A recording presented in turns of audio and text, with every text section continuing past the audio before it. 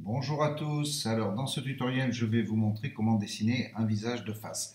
Pour ça je vais vous donner quelques proportions pour bien placer les éléments du visage et puis quelques petites techniques de dessin aussi.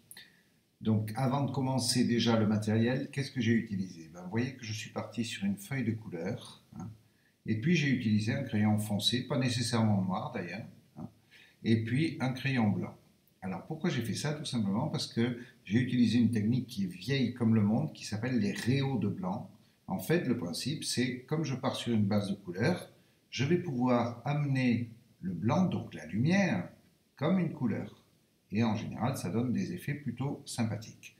Donc si vous êtes prêts, on va y aller. On va commencer déjà avec les proportions. Alors, les proportions du visage. Déjà, bon, pour que vous compreniez bien, j'ai fait ça avec des crayons de couleur, mais vous n'êtes évidemment pas obligé de faire ça avec des crayons de couleur, hein. C'est juste pour vous expliquer ça.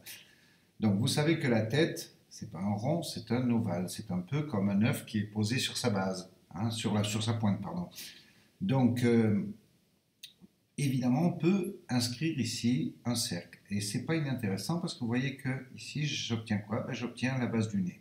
Alors, avant d'aller plus loin, les proportions du visage, ben, il faut déjà comprendre qu'un visage, ça ne représente pas le volume de tout le crâne. D'accord? C'est beaucoup plus petit que ça, hein. Euh, Au niveau proportion, si je pars du sommet du crâne que j'arrive aux sourcils, qui vont être à peu près ici, j'ai, allez, entre 40 et 45% de la hauteur. Vous voyez que c'est beaucoup, hein. Alors, c'est sûr que quand on n'a pas appris, on a tendance à faire le visage beaucoup trop grand. Et c'est normal. C'est normal pourquoi? Ben parce que c'est avec ça qu'on communique. C'est avec nos yeux, notre bouche, nos oreilles qu'on communique avec les autres. Donc, on a tendance à lui donner beaucoup d'importance. Mais si vous voulez un point de comparaison, un visage, ça représente à peu près la hauteur d'une main. C'est-à-dire que si je mets la paume de ma main ici et je la pose sur mon visage, le bout de mes doigts va arriver à peu près au milieu du front. Vous voyez? Donc surtout ne faites pas le visage trop grand, n'allez pas leur coller des yeux ici, hein, ça serait ridicule. Là c'est la tête, c'est le crâne. D'accord? Alors on a quelques axes qui vont nous servir. Le premier, c'est celui-ci. L'axe vertical, l'axe de symétrie. Alors, un visage est à peu près symétrique. Je dis bien à peu près. On n'est pas exactement symétrique, c'est pas vrai. Sinon, on serait des robots. Mais cet axe-là, il est très utile parce qu'il va nous permettre d'orienter le visage vers la droite ou vers la gauche. On va voir ça juste après. Je vous montre d'abord les deux autres axes qui vont nous servir. Les voilà.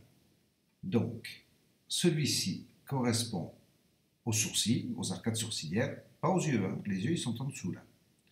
Et ici à la base du nez. Et si je les continue, de chaque côté, j'obtiens les oreilles.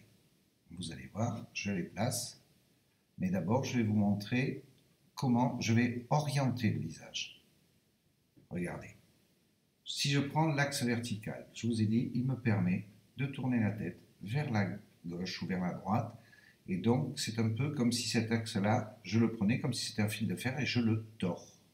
Et vous voyez que tout de suite, le personnage va tourner la tête.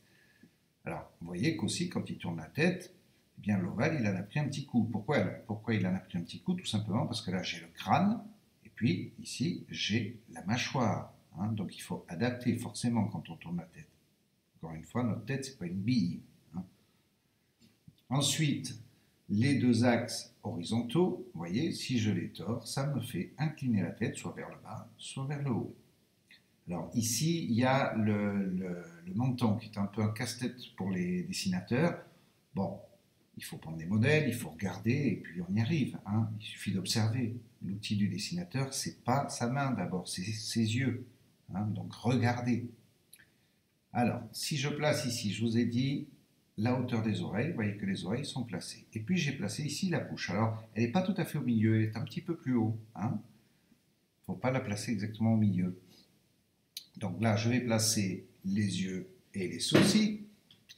Alors, je sais que vous adorez les mangas, mais là, nous, on va essayer de faire quelque chose d'un peu réaliste. Donc, on ne va pas faire des yeux qui prennent les trois quarts du visage, hein. Il y a un petit repère qui est assez sympa pour les yeux, c'est l'espace qui est ici. Vous voyez que là, entre les deux yeux, j'ai la taille d'un œil. Donc ça, c'est un bon repère. D'accord?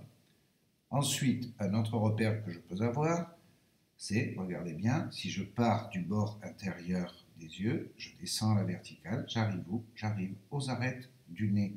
Et donc le nez, il va se positionner tout seul. Hein. Un autre repère, si je pars du milieu de l'œil et je descends à la verticale, je vais obtenir la commissure des lèvres, le bord des lèvres.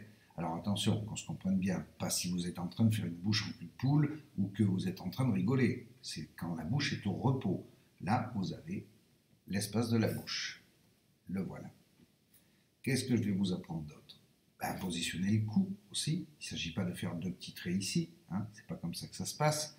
Le cou, regardez, je vais partir du bord là de la courbe, je vais la suivre et je vais descendre et m'écarter un petit peu après, à la fin, pour pouvoir amorcer les épaules qui vont venir ici. D'accord? Et ici, j'ai dessiné deux traits, vous voyez, qui correspondent aux carotides. Les carotides, c'est les deux grosses artères qui irriguent le cerveau. Et elles passent par là, d'accord? Et elles continuent là-bas, derrière les oreilles. Donc, vous voyez qu'avec ces quatre traits, j'ai réussi à placer le cou. Donc, si je résume, entre les deux yeux, j'ai la taille d'un œil, le bord des narines est à la verticale du bord intérieur des yeux, la commissure des lèvres à la verticale du milieu des yeux. Voilà un certain nombre de proportions qui vous permettent de placer votre visage. Et vous voyez que là, il est déjà pratiquement en place. Hein. Donc je vais commencer par faire un premier crayonné pour placer les traits. Hein. Donc comme je vous disais tout à l'heure, les trucs là, vous ne les faites pas au crayon de couleur, sinon vous allez être embêté avec. Hein. Donc je place mes traits. Voilà mon premier crayonné. Et à partir de maintenant, je vais commencer à placer tout ce qui est volume, tout ce qui est ombre et lumière. Donc, comme je vous l'ai dit, je vais travailler avec mes deux crayons, le crayon blanc, le crayon foncé. Et je vais placer les ombres. Pour ça, déjà, premier point, je vais choisir d'où vient la lumière. Et puis, je vais travailler les ombrés. Donc, si la lumière arrive ici, ici, ça sera plutôt éclairé, ici, ça sera plutôt dans l'ombre. Il y a deux types d'ombres. Il y a les ombres naturelles. Alors, qu'est-ce que c'est que les ombres naturelles? C'est les volumes du visage, d'accord?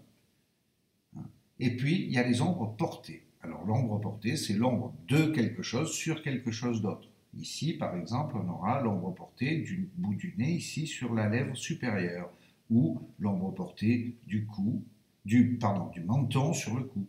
D'accord?